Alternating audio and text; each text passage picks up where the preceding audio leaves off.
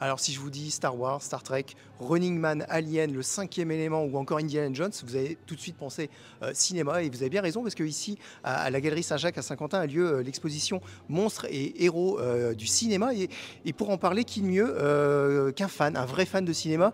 Nicolas, en l'occurrence on va se tutoyer entre fans de cinéma.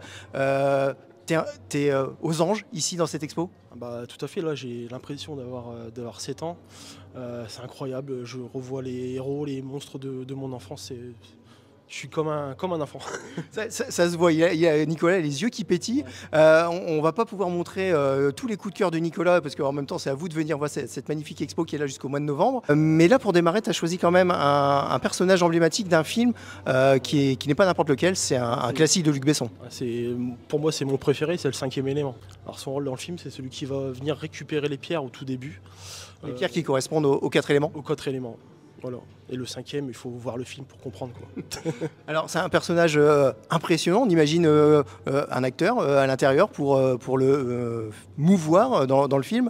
Et moi j'ai tout de suite une question qui me vient à l'esprit. Tu me parais jeune, à l'époque, 1997 il me semble, tu avais quel âge? Moi j'avais 11 ans.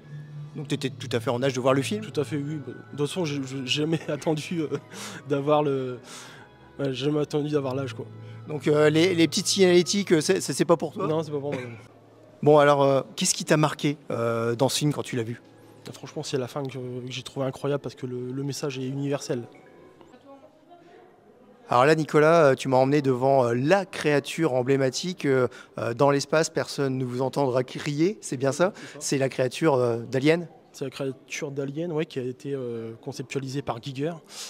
Donc Ridley Scott a profité un petit peu du Dune de Aronofsky qui ne s'est pas fait. En fait, ils ont récupéré un peu l'équipe de conception et ça a donné ce fabuleux film qui est Alien. Avec cette fabuleuse créature qui a donné des cauchemars à beaucoup de monde, et même à travers les générations, parce que le premier film, 1979, il y a eu toute une série de films jusque dans les années 2010. On ne va pas tous les citer, mais si tu as une préférence parmi tous ces films? Je dirais mon cœur balance entre le premier et le deuxième. De James Cameron? James Cameron, et un petit heurt avec le troisième. Enfin, je vais pas raconter le début, mais si ceux qui connaissent comprennent pourquoi on tique un peu. J'ai peut-être quelques réticences par rapport au troisième. Après, c'est des choix scénaristiques. Exactement, et des choix scénaristiques et des choix aussi techniques pour personnifier cet alien. On est parti sur du costume traditionnel à la base, il y a eu de la marionnette, il y a eu de l'image de synthèse maintenant. Au niveau effets spéciaux, pour toi, c'est quoi qui fait craquer? C'est les effets spéciaux à l'ancienne, les costumes ou les techniques plus récentes? Les effets pratiques, franchement, c'est ce qui rend le mieux, c'est ce qui vieillit le mieux. Parce que quand on regarde des films d'il y a 10 ans avec des effets de fond vert, on voit qu'il y a quelque chose. Et quand on voit des films comme The Thing, c'est incroyable, quoi. Des films qui ont presque 40 ans? Presque 40 ans, comme un peu Indiana Jones qu'on va voir un peu plus tard. Ah bah tiens, la transition est toute trouvée, tiens. Bon, autre personnage emblématique, voilà. Indiana Jones, le célèbre aventurier, qui ne s'appelait pas forcément Indiana, il me semble, son prénom, c'est pas réellement Indiana, Nicolas. Non, c'est Junior. Alors pourquoi Indiana? C'est le prénom du chien. Ah d'accord, carrément. Alors, pareil, un personnage emblématique qui a traversé les époques, qui a marqué de nombreuses générations. Le film d'aventure par excellence, avec des bagarres incroyables. C'est l'ultime film d'aventure. Il n'y a pas mieux. Tout le reste, c'est des sous-Indiana Jones, comme Alan Quatermain ou À la poursuite du diamant vert, par exemple. C'est bien, mais moins bien. Rien ne vaut l'original. C'est le même, mais en mieux, en moins bien. Voilà. Ouais, on s'est compris, on s'est compris. Une petite anecdote peut-être sur une des bagarres emblématiques dans Indiana Jones? Alors, dans le premier... Les aventuriers de l'Arche perdue.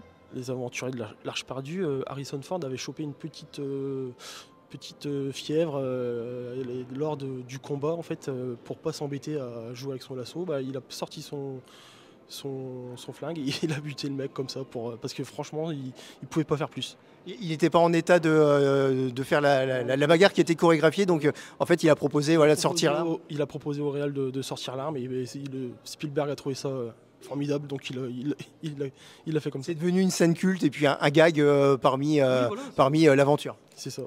Donc un personnage incarné par Harrison Ford. depuis le début, depuis 1980, le dernier, l'année dernière 2023. Comment on vit une évolution de personnages comme ça avec des acteurs qui sont restés les mêmes et qui vieillissent, qui grandissent, qui vieillissent en même temps que nous? On grandit un petit peu avec eux et c'est vrai que de voir nos héros comme ça grandir, vieillir, c'est vrai que ça nous donne une petite réalité sur nous-mêmes, sur la vie et que rien n'est éternel. Et on a peur en tant que fan comme ça de voir un jour ces héros disparaître? Bah, par exemple, moi je sais que le jour où je vais perdre l'un des saints de ma sainte trinité, à savoir Van Damme, Stallone et Arnold Schwarzenegger, bah, ça va me faire beaucoup de peine. Ça sera une grosse claque. Oh, bah, laisse tomber. Bon, on n'en est pas encore là. On continue notre petit tour. On y va. Bon, alors Nicolas, on ne pouvait pas ne pas s'arrêter quelques instants devant ces personnages emblématiques. Star Wars, c'est un peu les bases de la science-fiction au cinéma pour toi.